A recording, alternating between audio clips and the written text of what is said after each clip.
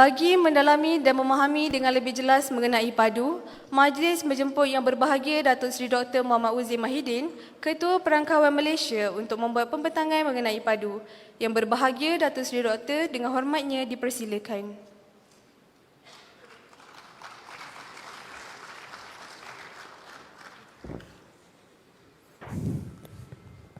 Bismillahirrahmanirrahim. Assalamualaikum warahmatullahi wabarakatuh. Salam sejahtera, salam perpaduan. Terima kasih kepada saudari pengacara majlis. Yang berhormat Menteri Ekonomi, Saudara Rafizi, Yang berhormat Datuk Seri Muhammad Sabu, Menteri Pertanian dan Keterjaminan Makanan. Yang berhormat Speaker Dewan Undangan Negeri Selangor, Yang berhormat Datuk Setiausaha Kerajaan Negeri, Yang berhormat, yang berbahagia Datuk KSU, seterusnya Yang berhormat Datuk-Datuk, Tuan-Tuan dan Puan Presiden yang bersama-sama dalam sesi inilah. Jadi alhamdulillah saya akan memberikan sedikit preamble kepada sesi Yang Berhormat Menteri Town Hall session ni, dan kita tidak bercadang memberikan pembentangan yang panjang. Mungkin 15 minit 15 minit tu kalau dalam bagi ceramah tu, itu dalam masa yang berkualiti. Lepas 15 minit tu dia dah buka handphone, tengok benda-benda lain. Okey, jadi kandungan pembentangan saya ada 9 perkara lah seperti yang tertera saya akan bawa sedikit naratif dalam konteks padu ni, dalam konteks sistem saksi negara para hadirin. Jadi kalau kita lihat bila kita berpuasa, sedar tak sedar kita dah masuk hari ke-12 gini kan. Apa yang saya nak sampaikan, dalam kehidupan kita, tanpa kita sedar dan tidak sedar, sebenarnya kita memerlukan alat ataupun instrumen. Dan alat-alat instrumen yang kita nikmati daripada masa ke masa, dia perlulah sesuai dan menepati di mana kita berada. Kalau kita lihat dalam konteks pengangkutan jadi kita tahu instrumen pengangkutan daripada satu tempoh ke satu tempoh ianya digunakan dalam mengangkut barangan, mengangkut kita sendiri untuk bergerak daripada satu tempat ke satu tempat lah. Jadi kita dapati kalau tengok dalam instrumen pengangkutan alat pengangkutan ni, dia memang berkembang lah, berubah. Dan kita tahu dulu kita menggunakan pengangkutan air sebagai pengangkutan utama. Jadi kalau zaman dulu siapa pergi haji, kena naiklah kapal laut 3 bulan. Dan perkara itu telah berubah. Dan kalau kita lihat, oleh kerana tiada alat yang selari seperti apa yang kita ada sekarang, kebanyakan bandar-bandar utama, tempat-tempat kediaman, kalau kita perhatikan, kebanyakan berada di berdekatan dengan air, berdekatan dengan pantai. Bahkan kalau kita pergi ke bandar-bandar utama kat luar negara pun, Venice ke apa semua kan, dia akan berada di berdekatan dengan tepi laut dan sebagainya lah. So kat sini kita boleh jelaskan bahawa alat memainkan penting dalam kehidupan.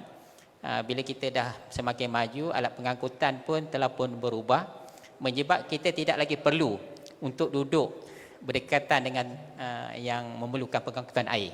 Kita boleh duduk jauh daripada tempat-tempat yang memerlukan pengangkutan air lah. Kita dah ada speed train dan sebagainya.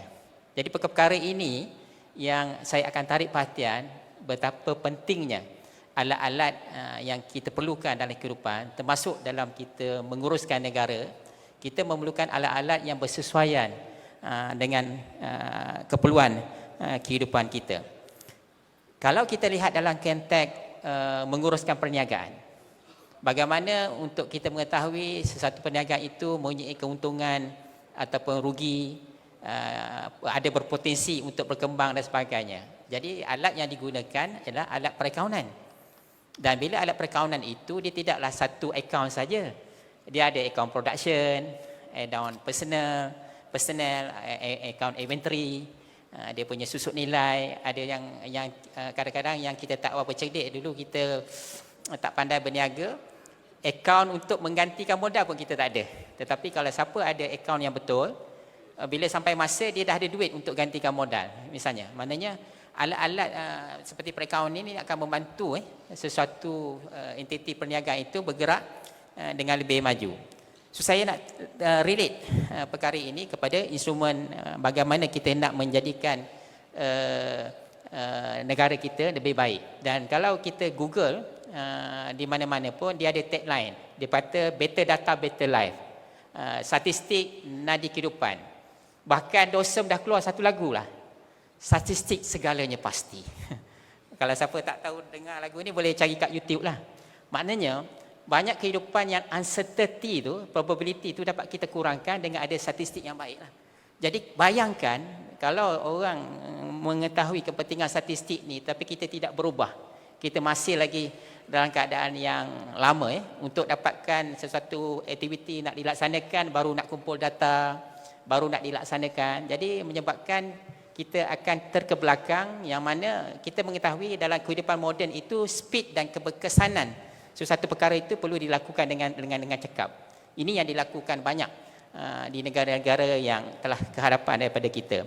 So kalau kita lihat dalam konteks pembangunan negara, kita dapati selama hari ini kita telah bersama-sama membantu dalam memastikan ekonomi kita terus berkembang, yang mana kita bermula dengan ekonomi yang bercolak pertanian, kita pergi ke galakan industri dan juga pasar pembangunan transportasi yang telah dilakukanlah. Dan kalau konteks seorang ramai, dia sebelum ini tidak didedahkan di belakang angka-angka ini adanya perkhidmatan statistik. Dan dia tidak seperti padu sekarang, yang sebelum ini angka-angka itu dikumpulkan melalui banci, survey dan juga cerapan-cerapan. Yang kita lihat, kita telah melakukan evaluasi dalam penghasilan statistik. Dan kita terima hakikat bagaimana kerajaan memperkenalkan dasar ekonomi baru pada tahun 70, bila kajian pada ketika itu, banci penduduk perumahan ketika itu dijalankan, kita dapati setiap 100 orang, 49 orang adalah orang miskin. Siapa yang menghantar mesej ni? Mesej ni dihantar melalui pengumpulan statistik yang dilakukan melalui pelaksanaan banci penduduk perumahan, survey dan sebagainya.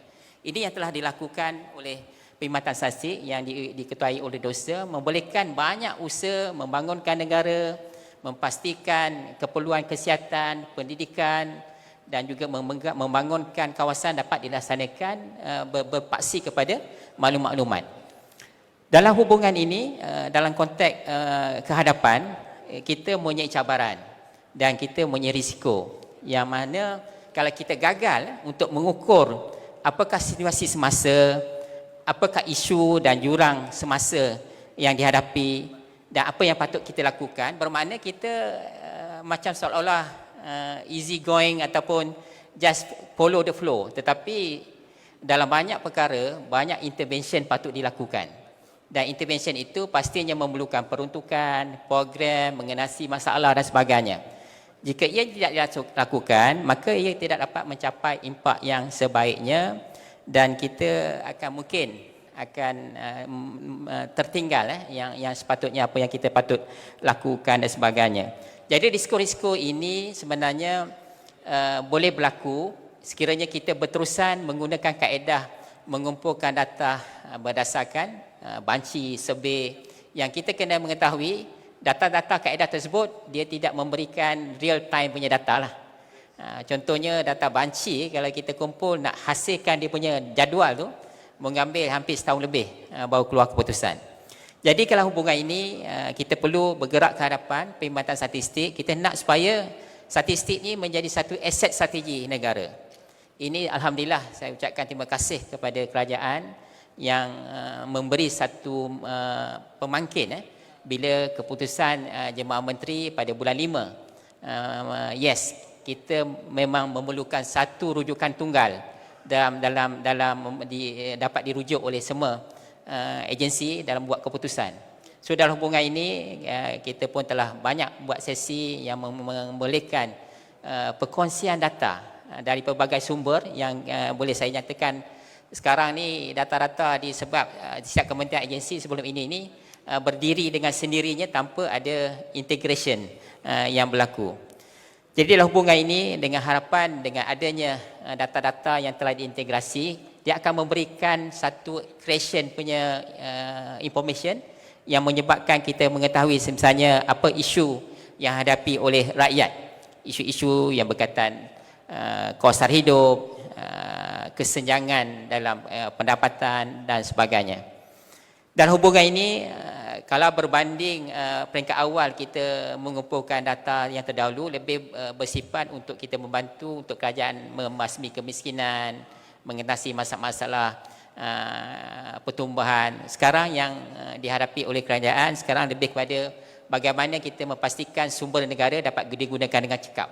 Ini yang dinamanya kita panggil fiskal punya konsolidasi yang perlu kita laksanakan. Dan kita aware bila kita bergerak ke arah sekarang, kompleksiti dan juga kita mempunyai penduduk lebih kurang 33 juta, termasuk yang bukan warga negara, penduduk 30 juta, ianya berbeza dengan peringkat tahun 70-an dulu, kita ada 10 juta lebih. Jadi perkara yang kita nak uruskan pastinya berbeza daripada 2-3 dekad yang lalu. Dan kalau kita continue menghasilkan statistik, mempunyai statistik berbentuk yang sebelum ini, mungkin kita tak boleh melaksanakan program aktiviti yang dilakukan dengan sebaik mungkin lah. Dan seterusnya kalau kita lihat daripada data-data yang terdahulu dengan peruntukan yang ada dalam peruntukan belanjawan negara, kita dapati sebahagian besar banyak disalurkan membantu rakyat. Dan dekat sini berdasarkan penelitian dan perbincangan, kita dapati ada ruang untuk kita tambah baik bagaimana bantuan dapat disalurkan dengan berkesan dan penggunaan sumber dana awam dapat memberikan kebesaran yang tinggi lah. Jadi dalam hubungan ini kita mengharapkan dengan pelaksanaan padu ini dia akan mengurangkan isu-isu keciciran, isu-isu ketirisan dan sebagainya. Jadi bila kita ada data, so many things yang sebelum ini tidak boleh dilaksanakan oleh pemerintah, oleh kerajaan untuk rakyat. Jadi dengan adanya padu, ia akan memberi satu perkara yang amat ni lah. Dan saya boleh nyatakan, padu adalah kita panggil citizen centric punya data. Jadi rakyat memberikan kefahaman kepada pentadbir pemerintah apakah perkara yang dihadapi oleh rakyat dalam pola perbelanjaan, kos kehidupan dan sebagainya. Jadi dengan adanya padu yang akan memberikan data secara real time, maka kerajaan dapat menentukan apa yang patut dilakukan dengan lebih berkesan. Dan seperti kita tahu apa yang dilaksanakan oleh DOSEM bersama kementerian dan rakan-rakan yang lain, ianya telah pun dibuat tanda aras. Kita ada benchmarking dengan negara lain, bagaimana negara lain melaksanakan pengurusan sumber negara menggunakan data dalam era yang bersesuaian, data driven. Ini antara contoh-contoh yang kita nampak di Australia, Estonia dan South Korea lah. Dan proses penyatuan integrasi data ini seperti yang kita nyatakan, data rakyat telah banyak ada di sana sini daripada lahir lagi. Kalau ke sekolah, Kementerian Kesihatan, saya ucapkan terima kasih kepada semua agensi yang telah membekalkan data. Dan sebenarnya data 30.2 juta rakyat Malaysia itu telah pun ada dalam sistem padu. Dan cuma isunya data-data itu kemungkinan tidak yang terkini lah. Jadi kemungkinan tahun 2021, 2022, ini yang memerlukan kita memberi penambahbaikan. Dan kalau kita lihat dari segi maklumat yang ada yang kita telah susun, sebenarnya daripada data berbagai agensi, dia ada data yang banyak, ada yang data variable-nya sikit, kita dah combine, kita dah dapat dah maklumat seperti yang tertera lah. Kita ada maklumat asal, pendidikan, isu rumah, dah ada dah, kebanyakannya dah ada di situ. Dan kalau yang ada bermajikan sebagai pekerja pun kita dah ada. Cuma di peringkat kita, kalau kita lihat seperti ini, kita nak mengukuhkan lagi apa yang kita ada itu dengan mengintegrasikan lagi, iaitu kita beri ruang kepada orang ramai untuk membuat pengemasian. Kalau kita lihat yang belah kiri itu, maknanya ada 3 sumber lah. Yang tengah-tengah tu adalah yang telah pun diusahakan bersama agensi yang kita telah integrate. Kemudian daripada 2 Mac semenjak dilancarkan oleh Yang Amat Bapak Menteri hingga ke 31 hari bulan, rakyat perlu bersama membantu mengemaskini maklumat tersebut. Manakala seperti saya nyatakan di DOSEM dan bersama agensi yang lain kita ada data survey. yang telah pun kita kumpul melalui banci penduduk dan perumahan dan sebagainya. Dan tiga-tiga sumber ini akan mengukuhkan kita punya single source of truth yang akan menghasilkan satu kebijaksanaan dalam kerajaan melaksanakan apa juga tugas dan tanggungjawab. Yang paling bagusnya, kita boleh sampai ke geografi terkecil. Geocode, kawasan tu apa yang diperlukan. Profil penduduk itu kawasan mana. Apa dia punya senario anak-anak dan sebagainya. Dan kita akan pastikan program itu tidak ada lagi one size fit for all lah. Dalam konteks bernegara, dia ada program dasar umum kan. Dia perlu disusuli dengan dasar-dasar, sub-dasar yang bersasar, yang tertumpu kepada isu pemerasahan yang memerlukan tumpuan dan sebagainya lah. Inilah dia punya intipati ataupun hasilnya yang perlu kita ketahui semua. Dan dari segi isu keselamatan, saya selalu menyatakan kita perlu bayangkan melaksanakan pembangunan seperti ini sama juga kita membangunkan apa juga perkara-perkara fizikal yang lain. Tak logik lah kalau kita bangunkan airport, you tak ambil kira security kan. Macam mana orang nak berani landing kapal terbang kat situ kan.